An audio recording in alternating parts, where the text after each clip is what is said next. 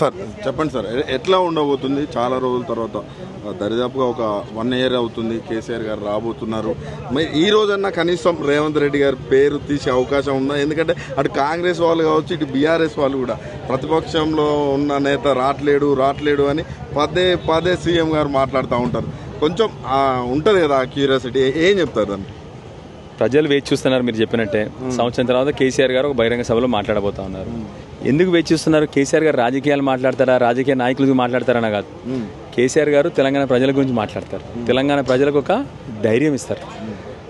కేసీఆర్ గారు ప్రజల గురించి, చిన్న నాయకుల గురించి ఎప్పుడు మాట్లాడరు. తన సమఉజ్జీలు ఉంటే కేసీఆర్ గారు మాట్లాడతారు. కానీ ఇలాంటి అల్పుల గురించి కేసీఆర్ గారు సభ పెట్టుకుంటే అక్కడ సభ పెట్టుకోవడం ఏమన్నా ఒక తెలివైన మనిషి చేసేదా? నువ్వు ఒక పని చేయ, మరి ఇవాళ సభ పెడుతున్నావు కదా ముఖ్యమంత్రి గారు, రేపు పొద్దున మీ రేటింగ్స్ చూసుకోండి, టీఆర్పీలు చూసుకోండి ఒకసారి, మీకు వ్యూవర్షిప్ ఎంత ఉందో, కేసీఆర్ గారు వ్యూవర్షిప్ ఉందో ఒకసారి చూసుకోండి. మీకు ఇంకోసారి ఇలాంటి మీటింగ్లు కేసీఆర్ గారు మీటింగ్ పెడుతున్నప్పుడు దానికి ఆటంకాలు సృష్టించాలన్న ఆలోచన కూడా రాదు మీకు. అంటే కాంగ్రెస్ వాళ్ళు ఏమంటున్నారు అంటే మా పేరు తీసే ధైర్యం కూడా లేదు అనే టైప్లో మాట్లాడుతూ ఉంటారు. దానిపైన ఏం చెప్తారు? మేకపోతే గాంభీర్యం అంటారు చూడు, అదే కాంగ్రెస్ వాళ్ళ గాంభీర్యం. కాంగ్రెస్ వాళ్ళు మాట్లాడడానికి ఏముంటుంది? కాంగ్రెస్ వాళ్ళ దగ్గర సబ్జెక్ట్ ఉండదు. వ్యక్తిగతంగా విమర్శన చేయడం, మమ్మల్ని చూస్తే ధైర్యం రాదు, వాళ్ళని చూస్తే ధైర్యం రాదు ఎవరికన్నా. కేసీఆర్ గారు గొప్ప నాయకుడు. ప్రతి ఒక్కరి గురించి మాట్లాడతారా? ఇలా పేర్లు తీసే అంత సీన్ ఉందా వీళ్ళకి? ఇలా పేర్లు తీయడానికి వీళ్ళు ఏమైనా సాధించినారా జీవితాల్లో? వీళ్ళు పేరు తీయడానికి తెలంగాణకి ఏమైనా మంచి చేసినారా? వీళ్ళు ఏదో అడ్డుమారి దాన్ని ఏమంటారు, ఏదో లక్కీగా గెలిచినారు. అడ్డుమారి గుడ్డు దెబ్బలో గెలిచినారు వీళ్ళందరూ కూడా. లక్కీ చీఫ్ మినిస్టర్ అయినా, ఫ్లూక్ చీఫ్ మినిస్టర్ అంటారు, ఫ్లూక్గా గెలిచినాడు అనమాట. ఇంతండి, నిజంగా చెప్పాలని ఇంత పిచ్చి బాగా పెద్ద మాటలు మాట్లాడతారు. కానీ అసెంబ్లీలో 1.5% తేడా మనకి మనకి మూడోసారి ఇది. వీళ్ళు పెద్ద మాటలు మాట్లాడతారు వీళ్ళు. సరేనా? సరే, దాన్ని పక్కన పెడతాం. కానీ కేసీఆర్ గారు తెలంగాణ సాధించిన నాయకుడు, తెలంగాణ కోసం 14 ఏళ్ళు పోరాటం చేసిన నాయకుడు, తెలంగాణని 10 ఏళ్ళు దేశంలో నెంబర్ 1 పెట్టిన నాయకుడు. కేసీఆర్ గారు ఆలోచనల్ని మొత్తం దేశం కాపీ కొట్టింది కదా.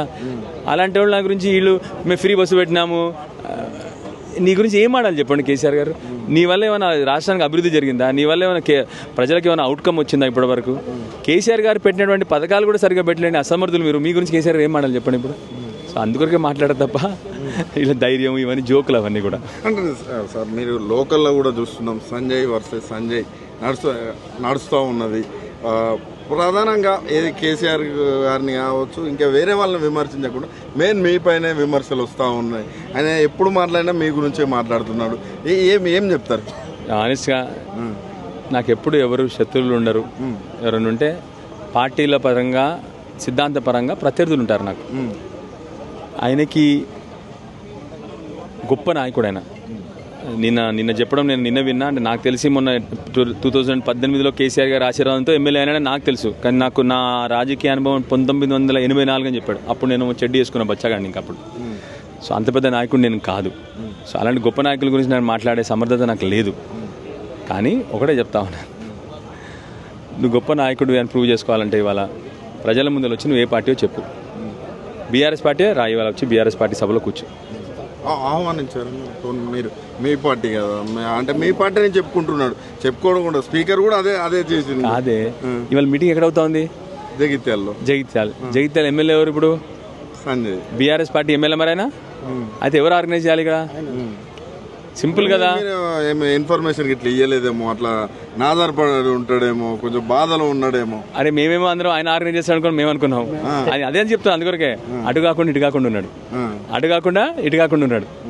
ఇప్పుడు ఎటు ఒక వైపు ఉంటే దాన్ని చెప్పగలుగుతాం మేము. ఇప్పుడు అటు కాకుండా ఇటు కాకుండా వాళ్ళకి ఏం చెప్తాం మనము? అందుకొరకే చాలా చిన్న నాయకులం. ఆయన నా ప్రత్యర్థి అస్సలు కాదు. నాకు సంజయ్ వర్సెస్ సంజయ్ కాదు. నాకు విలువలతో కూడుకున్న రాజకీయాలతో నేను పోరాడతా. సమర్థత ఉన్న నాయకుడితో పోరాడతాను నేను. హుందాగున్న నాయకుడితో పోరాడతాను. మా తాతల ముచ్చట్లు చెప్పుకుంటూ మేము అన్ని అలాంటి గొప్పలతో నేను పోరాడే అంత స్తోమత నాకు లేదు. అలాంటి సీనియర్ నాయకులు 84 నుంచి రాజకీయ నాయకులతో నేను అస్సలు పోరాడను నేను. ఇక్కడ ఏదైతే మీకు రూట్ ఏదైతే ఉందో హైవేలు తవ్వడం కానీ, కొన్ని బస్సులకు ఆటంకాలు కానీ ఎట్లా చూస్తారు? ఇవన్నీ ఇట్లా చిలిపి చేస్తారు ముఖ్యమంత్రి గారి దగ్గర. ఇప్పుడు ముఖ్యమంత్రి గారితో జత కలిసి తిరుగుతూ ఉన్నాడు కదా. ముఖ్యమంత్రి గారు చేసే చిలిపి చేష్టలకి ఈయన వంతు పలుకుతా ఉన్నాడు. కేసీఆర్ గారి మీటింగ్కి రోడ్డు దవ్వుతో ప్రజలు రాకుండా ఉంటారా? ఎంత తెలివితక్కువవి నాకు అర్థం కాదు. కేసీఆర్ గారు మీటింగ్ చూడడానికి మా కాన్స్టిట్యున్సీలో మొన్న అంటాను సార్, రోడ్డు దవ్వుతే మేము నడుచుకుంటూ వస్తాం సార్ ఆడవరకు అని చెప్పినారు వాళ్ళు. మాకు బస్సులో వద్దు ఏమొద్దు, మేము నడుచుకుంటా కేసీఆర్ గారు మీటింగ్కి వస్తాం సార్ అని చెప్పినారు. 30 కిలోమీటర్ల నుంచి పొద్దున బయలుదేరుతాం సార్, సాయంత్రం 5 గంటలకు చేరుతాం సార్ అని చెప్పినారు. కేసీఆర్ గారి అంటే అది. మీరు పిచ్చి రాజకీయాలు, చిల్లర రాజకీయాలు, ఇవాళ మీటింగ్ పెట్టుకొని ముఖ్యమంత్రి గారు బస్సులు అటువైపు తీసుకెళ్తే మాత్రం ప్రజలు రాకుండా ఉంటారా? ఇవాళ నేను చెప్తా ఉన్నాను, మొత్తం జగిత్యాల టౌన్ అంతా, ఈ సభనే కాదు జగిత్యాల టౌన్ అంతా కూడా గులాబీమయం కాబోతా ఉంది. అది కాకుండా రెండోది, మీరు రేపు పొద్దున టీఆర్పీ రేటింగ్స్ తెప్పించుకోండి. కోట్లాది మంది కేసీఆర్ గారిని ఇవాళ వీక్షించబోతా ఉన్నారు. అలాంటి కేసీఆర్ గారిని మీరు ఆటంకాలు కలిగిస్తా కేసీఆర్ గారి మీటింగ్ కానీ మీరు చిన్నగా ఆలోచిస్తే మీరు చిన్నోళ్ళు అవుతారు తప్ప కేసీఆర్ గారిని మీరు చిన్నోళ్ళు చేయలేరు.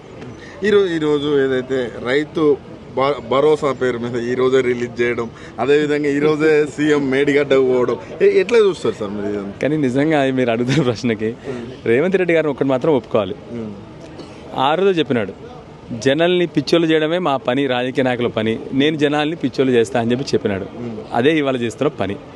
ఇవాళ మొదటి ఎకరానికి ఒక సభ పెట్టిండు, ఇది 2వ ఎకరానికి ఇవాళ రైతు బంధు 2వ సభ. నిజంగా ఈ సభకి వీళ్ళు గవర్నమెంట్ డబ్బులు ఖర్చు పెడతా ఉన్నారు. ఈ సభకు పెట్టే ఖర్చుల్ని ప్రజలకు పంచే వాళ్ళ రైతు బంధు అందరికి వచ్చేస్తుంది.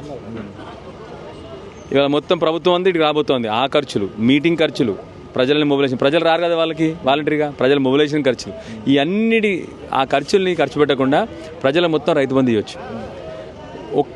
ఒక ఎకరానికి ఏనికి ఒక సభ, 2 ఎకరాలకి ఏనికి 2వ సభ. కేసీఆర్ గారు 11 పర్యాయాలు, కరోనా కష్టకాలం 2 ఏళ్ళు, రాష్ట్ర ఆదాయం 0. ఆ రోజు ప్రభుత్వ అధికారులకు జీతం బంద్ చేయమన్నారు, ఎమ్మెల్యేలకు జీతాలు బంద్ చేయమన్నారు, ఎంపీలకు జీతాలు బంద్ చేయమన్నారు, కానీ ప్రజలకు మాత్రం రైతు బంధు బంద్ చేయలేదు కేసీఆర్ గారు. కరోనా కష్టకాలంలో కూడా రైతు బంధు బంద్ చేయకపోవడమే కాదు, ఆ రోజు లేబర్ లేకపోతే లేబర్ని బీహార్ నుంచి తెప్పించుకొని వాళ్ళకి ఎక్స్ట్రా డబ్బులు ఇప్పించి వాళ్ళకి ఇక్కడ నుంచి రైతులు పండించిన పంటను కూడా కొనుక్కెళ్ళిన గొప్ప నాయకుడు కేసీఆర్. ఆ రోజు తెలంగాణ రాష్ట్రమే దేశానికి అంతా అన్నం పెట్టింది కరోనా కష్టకాలంలో, ఎక్కడ లేకుండా. అలాంటి నాయకుడు కేసీఆర్. వీళ్ళు జోకర్లు. ఫైనల్గా ఒక్క క్వశ్చన్, ప్రధానంగా ఈ సభ జీవన్ రెడ్డి గారి గురించి పెట్టినట్టుగా తెలుస్తున్నది.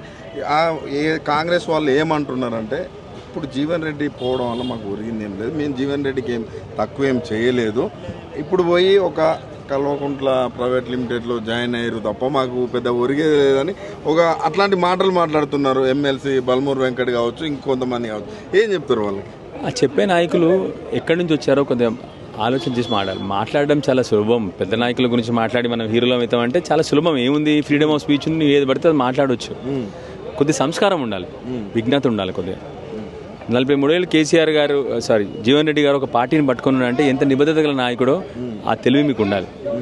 మీలో చాలా మందికి ఎమ్మెల్యే టికెట్ ఇప్పించింది జీవన్ రెడ్డి గారు. మీలో చాలా మందికి ఎమ్మెల్యే టికెట్ ఇప్పించింది జీవన్ రెడ్డి గారు. ఇవాళ మీరు ఎమ్మెల్యేలైనా మంత్రులైనా అది జీవన్ రెడ్డి గారి ఆశీర్వాదంతో. అలాంటి నాయకుడిని సరే పార్టీ నుంచి పోయినప్పుడు సరే పోయినాడని చెప్పి ఎవరైనా మాట్లాడుకోవచ్చు, కానీ ఇష్టం వచ్చిన మాట్లాడడం అది విజ్ఞత కాదు, అది సంస్కారం కాదు. మాటలు పడేసుకోవడం చాలా ఈజీ. అసలు నువ్వు ఏం చేసినావో ఇవాళ రేపు అదొక ఫ్యాషన్ అయిపోయింది. ఏది పడితే అది మాట్లాడడం, కుసంస్కారంగా మాట్లాడడం, బూతులు మాట్లాడడం, అసభ్యంగా మాట్లాడడం. జీవన్ రెడ్డి గారు మమ్మల్ని కూడా విమర్శించినాడు, అపోజిషన్లో ఉన్నాడు, మమ్మల్ని విమర్శించినాడు. ఆయన కూడా మేము ఆయన గౌరవిస్తున్నాం, ఎందుకంటే నిబద్ధతగా అపోజిషన్లో ఉన్నాడు ఆయన. మీలాగా రోజు పార్టీ దూకడము, ఈ పార్టీలో వెనకాల కాంగ్రెస్ పెట్టుకొని నేను బీఆర్ఎస్ అని చెప్పడం, అలాంటి పనులు చేయలే ఆయన. ఇవాళ ధైర్యంగా అధికార పార్టీ నుంచి ప్రతిపక్షంలోకి వస్తున్నాడు ఆయన. మేము ఆయన గౌరవిస్తా ఉన్నాం. మమ్మల్ని విమర్శించినప్పుడు మేము ఇవాళ గౌరవిస్తున్నాం, ఎందుకంటే అపోజిషన్లో ఉండి ధైర్యంగా కొట్లాడిన నాయకుడు ఆయన. ఏ రోజు కాంప్రమైజ్ కాలే రూలింగ్ గవర్నమెంట్తో ఆయన. అలాంటి నాయకుడు కాబట్టి మేము సమర్థిస్తాం. ఆ తెలివి మీకు ఉండాలని చెప్పి ఆ నాయకులకు చెప్తా ఉన్నాను. Right, thank you.